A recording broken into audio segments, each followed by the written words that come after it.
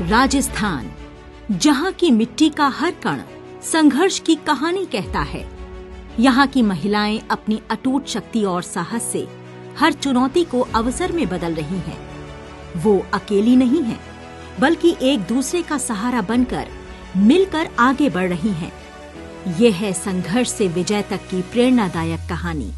एक ऐसा बदलाव जो हर गांव में स्वास्थ्य और पोषण को नई दिशा दे रहा है। राजस्थान ग्रामीण आजीविका विकास परिषद राजीविका ने इस शक्ति को पहचाना और महिलाओं को एकजुट कर उनके अधिकारों के लिए आवाज उठाने और अपने जीवन को बदलने के लिए प्रेरित किया।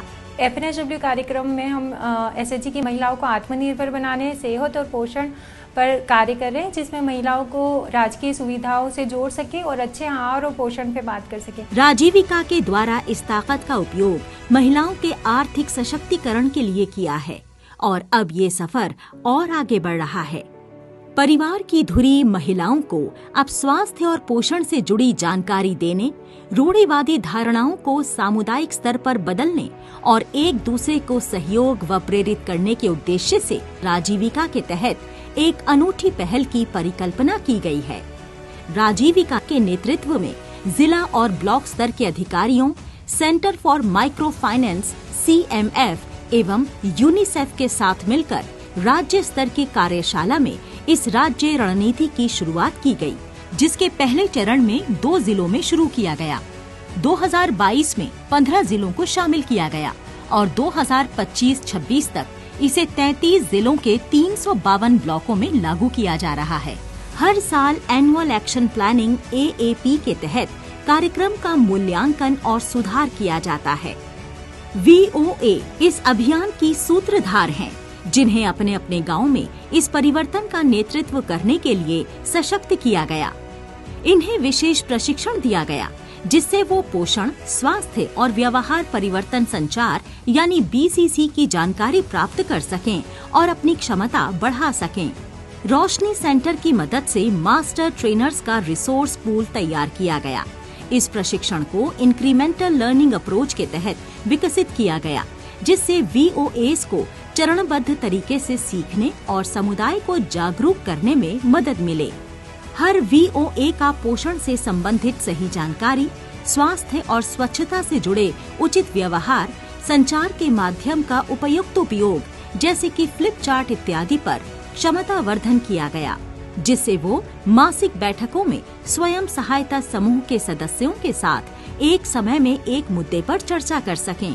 इसी प्रशिक्षण के माध्यम से मेरे को आत्मविश्वास बढ़ा है। समूह की मीटिंग में जाते हैं, समूह की महिलाओं से हम बातचीत करते हैं और हमारे माइक्रो टूल के माध्यम से उनको जानकारी सही से देते हैं। अब यही समूह न सिर्फ आर्थिक सशक्तिकरण बल्कि स्वास्थ्य और पोषण को भी प्राथमिकता देकर एक समग्र बदलाव ला रहा है।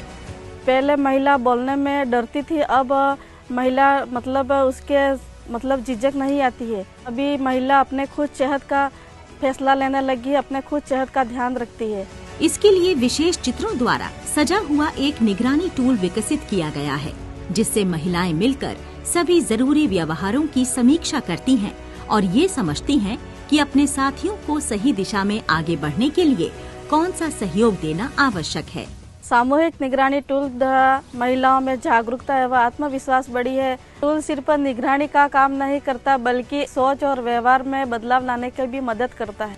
समूह सदस्य एक दूसरे को समय पर याद दिलाने, ममता दिवस पर साथ ले जाने और अपने अधिकारों को मांगने में झिझक को दूर करने में मदद कर रही हैं। समूह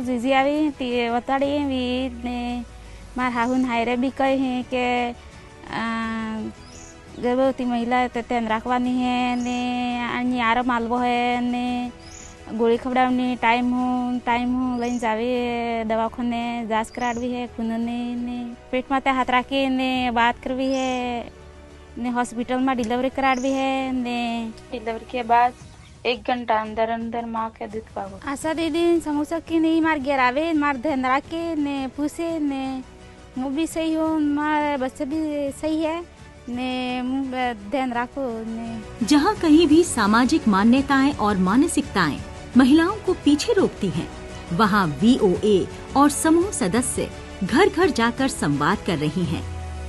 गृह भ्रमण के दौरान समूह सखियां परिवार के पुरुष सदस्यों से चर्चा करती हैं कि वो कैसे अपनी पत्नी और बच्चों के पोषण और स्वास्थ्य में योगदान कर सकते हैं।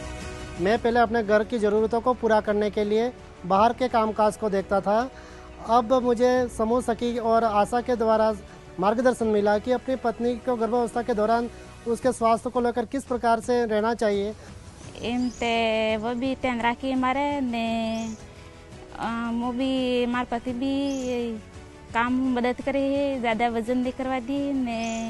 हमारा समूह में कोने बतातु नहीं, अबार ये समूह सखी है ते आमन बतावे, ते आमन ध्यान पूगिए, ते आम इन्हें पालन पोषण करी रहे। महिलाओं द्वारा समय समय पर बोलते थे, उसके अनुसार ही मैं टीकाकरण करवाया, जिससे आज बच्चा मेरा एकदम हेल्दी और तंदुरुस्त है। आशा और ANM नियमित रूप से VO बैठकों में शामिल होकर तकनीकी मार्गदर्शन देती हैं। पिछले 1 साल से हमारे समूह में NM दीदी और समूह सखी वगैरह आती है, जो बताती है कि बच्चे का ख्याल कैसे रखना है और मेरा अपना खुद का ख्याल कैसे रखना है। समूह की बैठक में शामिल होने से मुझे बहुत फायदा मिला है और गर्भवती महिला जैसे उनका खुद का भी ध्यान रखती है, बच्चों का भी ध्यान रखती है। एक बार एक बैठक में मैं गई, वहाँ एक गर्भवती महिला ने मुझे बताया कि उसके सर में दर्द हो रहा है और आंखों से धुंधला दिखाई दे रहा है। तो मैंने उसे बताया कि यह गंभीर समस्या हो सकती है, आप अस्पताल जाके अपनी जांच करा लो। सामूहिक समर्थन प्रणाली के अंतर्गत उच्च जोखिम वाली गर्भवती महिलाओं और कुपोषित बच्चों की पहचान की गई। स्वयं सहायता समूह की सखियां इन्हें स्वास्थ्य सेवाओं तक पहुंचाने में मदद कर रही हैं।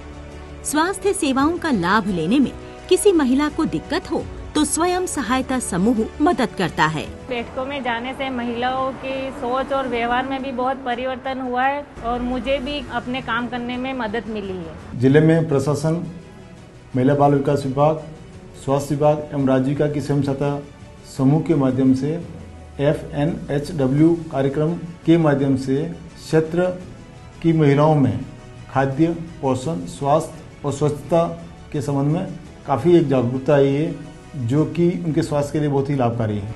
इन जमीनी प्रयासों को और अधिक प्रभावी बनाने के लिए राजीविका विभिन्न विभागों के साथ जिला और राज्य स्तर पर समन्वय कर बैठकों का नेतृत्व कर रहा है। राजीविका का यह प्रयास तब तक जारी रहेगा जब तक दूरदराज की महिलाएं एवं वंचित क्षेत्र की महिलाओं को इसका संपूर्ण लाभ प्राप्त नहीं हो जाता। हम यह सुनिश्चित कर रहे हैं FNHW की यह पहल और जेंडर एम्पावरमेंट प्रभावी रूप से लागू हो।